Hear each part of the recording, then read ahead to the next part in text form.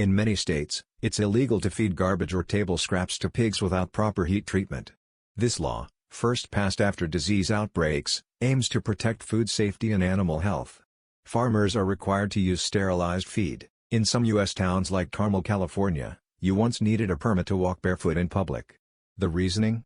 Health and sanitation. Though rarely enforced, the rule technically required a written pass to roam shoeless, making even a barefoot beach walk a potential offense. In many states, it's illegal to feed garbage or table scraps to pigs without proper heat treatment.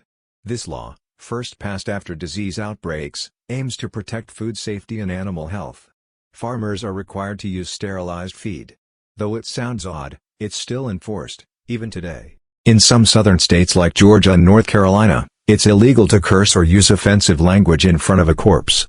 Rooted in old laws about respect and public decency, this law might sound absurd, but technically, at a funeral or viewing, swearing could get you fined or even arrested.